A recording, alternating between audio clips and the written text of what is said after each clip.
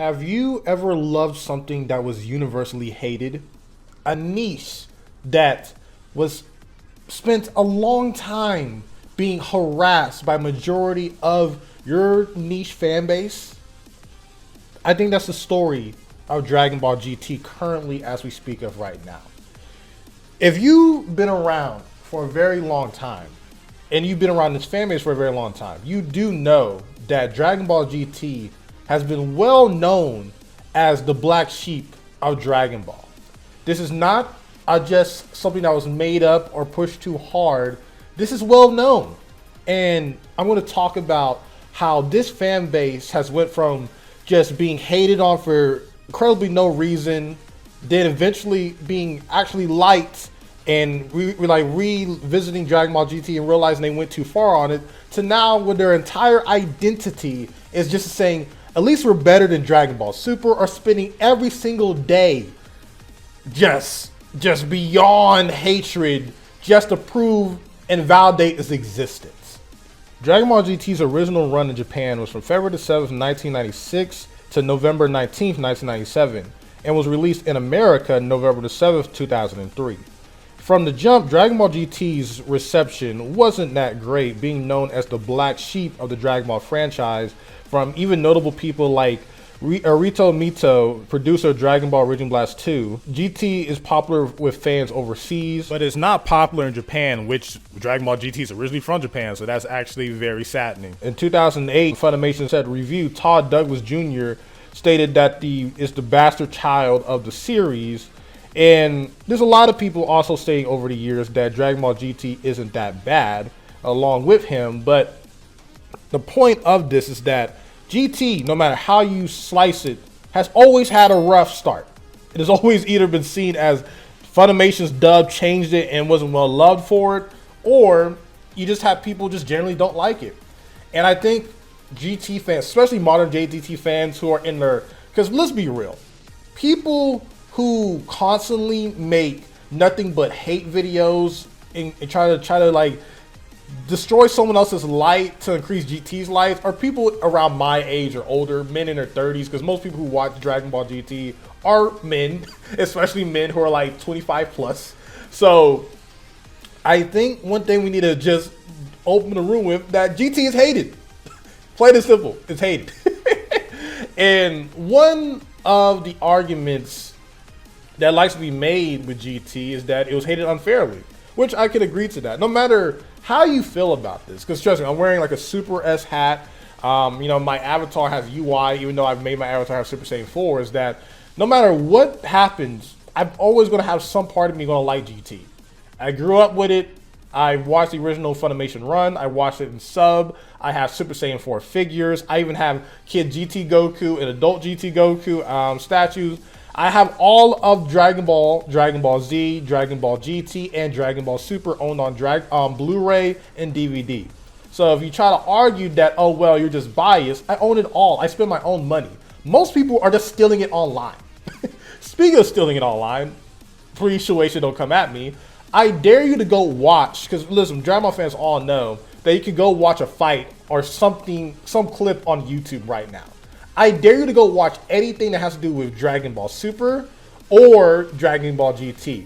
But mind you, before you go to that toxic comment section, I want to be known as the Dragon Ball fan base has always crapped on GT.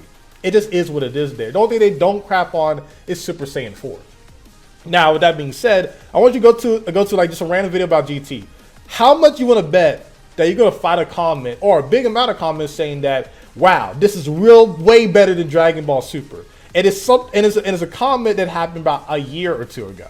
Not even something that happened like around 2018 when Dragon Ball Super aired or when it ended. Just have it there. And with Dragon Ball Super, let's just say that there's going to be comments like that, but it's already been the same type of comments you've seen ever since the Z era, just people just blatantly hating GT. But you'll notice that the GT comments are a lot more common, and it seems a little bit like protection, like they're doing anything they can to make sure you realize that GT is better.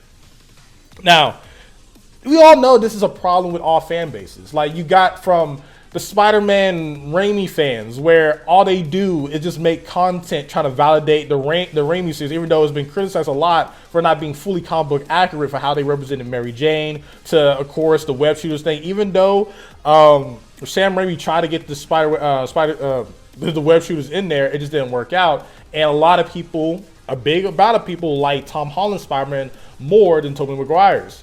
And now there's a lot of people who are trying to combat that by dimming the light of the MCU Spider-Man, and saying that it's not what they love, right? Or you got the Star Wars fans, where the prequel trilogy was universally known for being hated. But now when you have a sequel that is debatably better or worse, now it's the new move to love the prequels again, to crap on the new trilogy. Now, this comes back to GT versus Super, is that GT fans could not hate on Dragon Ball and Dragon Ball Z. They just couldn't. It was too good. They just had to take they whooping with the disrespect until Dragon Ball Super came along. And GT fans for a long time would just say, oh, well, we're the only sequel to Dragon Ball we have, so you can't consider us uncanon. With Dragon Ball Super being known and being seen as the next canon to Dragon Ball, and even Kira Toriyama, other people saying that, oh, they brought Broly or different characters to the canon. You know, Dragon Ball itself's canon is very wonky. That struck a chord with GT fans, because like they've been bullied either for multiple decades in Japan or for a couple decades in America for a very long time. And to see a sequel that goes a completely different direction than GT ever did, and most likely not liking the changes, they eventually became so toxic now that anytime Super does anything, even if they're damn near done the same things, now it's got to be like, well, at least we got this compared to that. And again, this is the same thing with Super. Like, I could easily make the rise of the toxic Super fans, but like Super fans are kind of the same as Z. It's just like they feel confident on crapping on GT because that's what Dragon Ball fans always done. But with GT fans, it's even worse because they make content every day on TikTok, YouTube, community posts, saying constantly, you got three types. You got the ones that believe that GT is the next coming of Christ, that it's always been great, every decision ever made was amazing, there's no flaws. Then you got the middle ground where it's like, it's got some flaws, but we got great character development for certain characters, or Super Saiyan 4 or whatever, thing like that. Or you got the third one, which is, I think it's even worse because they're the most convincing, where they say Dragon Ball GT and Dragon Ball Super are both bad, but at least we got Super Saiyan 4 and screw everything that Super's ever done, and all its forms just recolors, and it's never going to be able to compete. Now, I just want to do a reality check for the third one, because listen, you can't change the mind of number one and number two. Like, again, I think number two is probably the most reasonable, but when you got someone like number three, where it's like, it's all bad, but I got a form, I think that's very delusional. Because you can argue all day how you feel about Super Saiyan Blue, okay? I like Super Saiyan 4, I like Super Saiyan Blue, I like majority of forms. You can check out my tier list and linked on the top here. But objectively, okay? Ultra Instinct broke the internet multiple times. Therefore, episodes 109 and 110 were streamed together, and boy, was it something. Even before the chapter was broadcast, streaming sites like Crunchyroll were already down due to the overflow of user traffic. In episode 129, Goku reached the perfected Ultra Instinct form, the silver-haired variant that once again made the internet run wild, with people comparing the hype to Goku's first Super Saiyan transformation. As a consequence, tens of thousands got together in places like Mexico to watch episode 130 of Dragon Ball Super, where Goku went on to show the potential of the perfected Ultra Instinct. You trying to downplay every form in Dragon Ball Super so you can push a narrative is really sad. Because if you're saying in this entire run that GT's all it produced was Super Saiyan 4, and you thinking that's the magnum opus of Dragon Ball, when objectively speaking, episodes that had a different form from a newer franchise has broken more records, have done more than that form, and they don't even market Dragon Ball GT even on Budokai 3 and other video games. They only market just the Super Saiyan 4 form itself.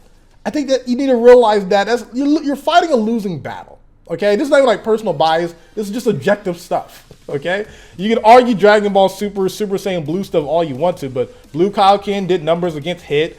Broly sold well with Gogeta running the show as Super Saiyan Blue. Hell, Vegito going Super Saiyan Blue against Fusamasu did like almost broke Crunchyroll as well. So it's like, again, we're just doing child stuff. It's like the same thing with like, oh, a PS3 had better exclusive than Xbox 360 and all this stuff.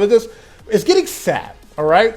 I personally think, and again, I'm not innocent either. Right? I make my jokes at GT. I think we all do, okay? I think that's pretty reasonable. I make my jokes as Super. I've criticized both series, by the way, okay? It's just one has lasted a lot longer, been receptionally like looked at better, and it like is what it is. It's a lot more relevant than GT. GT's been done for a very long time. Even Dragon Ball Heroes only just shows the GT highlights, which is Super Saiyan 4, the evil Shenron's baby, and Gogeta 4. And that's all we talk about. While with Dragon Ball Super, there's plenty of other stuff to talk about there. I am sorry to tell you that, okay? It's the reason why it lasted more than 64 episodes, okay? I'm not even talking about personal bias, I'm just talking about just facts with those type of things. So, all I'm saying is for the people who feel the need to dim other people's light to try to bring up GT, just know that you're just a loud minority. It is okay. All I'm saying is that it's okay to not be this toxic, to try to, I don't know, make GT seem better than what it was, okay? You can argue the whole, like, they're both bad, but I got something good stuff, all you want to. It's okay, you can do that, but every day, my brother, every day you gotta say GT was okay, but it was better than Super, but you can't say that about Z or Dragon Ball. People can even argue Dragon Ball Super's moments have higher moments than Z in some ways. You can't even say that for GT. So like this whole, I'm going to kick the younger brother because I got no one else to beat up stuff. It's sad. I think it's very sad. Can you give love to GT without crapping on Dragon Ball Super? Again, I asked the same thing for Dragon Ball Z, Dragon Ball, and Dragon Ball Super fans to do the same. But the funny thing is, they've been acting the same since all the time. Y'all just took it to another level. I'm asking for all the fan bases to like chill out on that, but I just feel like with Dragon Ball GT fans, if enough people saw how y'all acted, y'all be next up on like, let's just get back on the GT fans because they've been wild a little bit too much. But again, we're living in an era where it's good to go against the grain. So a lot of people are not even watching y'all anymore. All I'm saying is just relax, calm down, all right? A lot of people now are giving GT respect, and I think it's well deserved. I haven't done a video talking about it, but I would just say, can we just all act like, you know, regular people? Because you're ruining the reception of GT more than it already have from just its quality of show. Now this comes across as just a bunch of lunatics who just keep proving that a fur form is better than a blue-haired form. That's all I got to say to that. Now, this wasn't the most proper, like, oh, this is the complete timeline. I had to do it my way because I'm not really good at that. I'm not going to lie. And also, I am very far away from getting this Rubik's Cube down. I'm still working on it. Just give me some time. But yeah, that's how I feel about it. Let me know in the comment section down below. Tell me your favorite moments from Dragon Ball GT and Dragon Ball Super. Tell me if you disagree. Tell me some of the objective facts that makes GT's overall, like I don't know, legacy better than Dragon Ball Super. Because I kind of feel like Dragon Ball GT is carried a lot by video games. There's a lot of people who still don't understand that Big Bang Kamehameha wasn't as hype in the show that it was in the video games, and just a lot of stuff there. So yeah, hope you guys enjoyed the video. You may make sure you hit that subscribe and like button. Probably gonna put that at the beginning or do something. So yeah, SonTJ peace, or SonTJ peace. Love you all.